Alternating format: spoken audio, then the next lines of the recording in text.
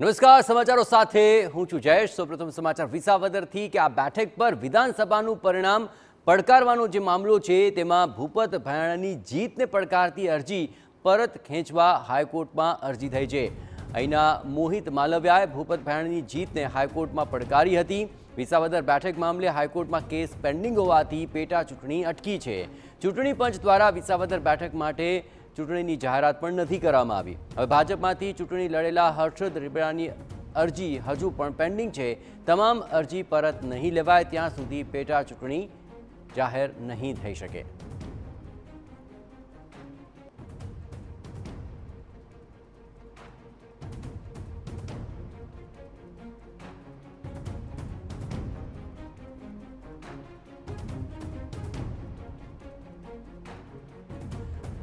તો આ સમગ્ર મામલે શું પેટા ચૂંટણી થશે કે નહીં તેને લઈને કોકડું ગુચવાયેલું છે। આવ્યા ત્યારબાદ વિસાવદર બેઠક ઉપર જે પરિણામ આવ્યા અને ભૂપત ભાયાણીની જીત થઈ અને આ જ જીતને ગુજરાત હાઈકોર્ટમાં પડકારવામાં આવી હતી અને તે જ કારણોસર જે હવે આ તમામ 6 જેટલી ખાલી બેઠકો છે અને તેમાંની 5 બેઠકો ઉપર ચૂંટણી જાહેર થઈ, પરંતુ હાઈકોર્ટમાં કેસ પેન્ડિંગ હોવાને કારણે જે બેઠક છે તેના પર પેટા ચૂંટણી જાહેર નહીં થઈ। તમામની વચ્ચે આ જે ઇલેક્શન પિટિશન કરવામાં આવી હતી તેને પરત ખેંચ્યા હોવાના જે અહેવાલો છે તે મળી રહ્યા છે। અરજદારના વકીલ યશ પટેલ આપણી સાથે હાજર છે, સીધા તેમની સાથે વાત કરીશું। યશભાઈ, જે પ્રમાણે બેઠકોના પરિણામ આવ્યા અને ત્યારબાદ પડકારવામાં આવ્યા, કયા એવા કારણો હતા અને આજે જે અરજી કરવામાં આવી છે એ શું અરજી છે? એટલે ઇલેક્શન પછી જ્યારે ત્યાં એક મોહિત માલવિયા નામનો એક કાર્યકર્તા હતો, તેમણે એક ચેલેન્જ કરી હતી પિટિશન અને તેમાં ભૂપત ભાયાણી દ્વારા એફિડેવિટ ઉપર એમના ફોર્મમાં, નોમિનેશન ફોર્મમાં ઘણી ગેરરજૂઆતો કરવામાં આવેલી હતી, ઘણી ભૂલો કરવામાં આવી હતી। તે કારણોવશ ચેલેન્જ કરવામાં આવેલી હતી, તે નામદાર હાઈકોર્ટમાં પેન્ડિંગ હતી।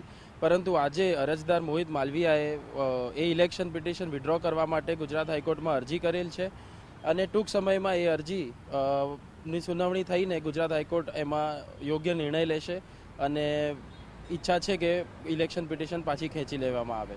યશભાઈ, મહત્વનું એટલા માટે છે કેમ કે આ તમામ જે પેજ ફસાયો છે તેના કારણે ચૂંટણી હજી સુધી ટલ્લાઈ રહી છે, પરંતુ એવા કયા કારણો હતા જે આપના દ્વારા એફિડેવિટમાં મૂકવામાં આવ્યા હતા અને હવે કયા કારણો છે જે પરત ખેંચવા માટે મૂકવામાં આવ્યા છે?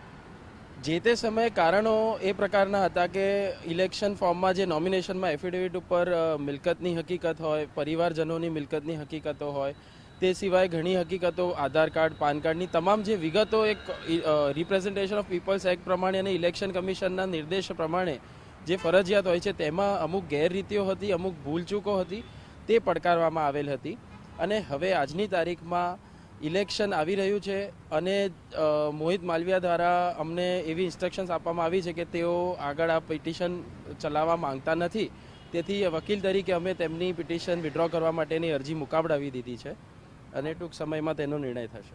ટૂંક સમયમાં જે અરજી છે તેના ઉપર નિર્ણય આપવામાં આવશે, પરંતુ તમામની વચ્ચે ખૂબ મોટા સમાચાર એ છે કે જે પેટા ચૂંટણીની રાહ જોવાઈ રહી હતી અથવા તો પછી જે જાહેર કરવામાં નથી આવી અને તે જે કારણો હતા તે જ કારણો હવે સામે આવી રહ્યા છે અને હાઈકોર્ટમાં જે અરજી કરવામાં આવી હતી તે હવે પરત ખેંચવા માટેની તજવીજ છે તે હાથ ધરવામાં આવી છે। કેમેરા પર્સન વિવેક ઠાકોર સાથે રોનક વર્મા, TV9 અમદાવાદ।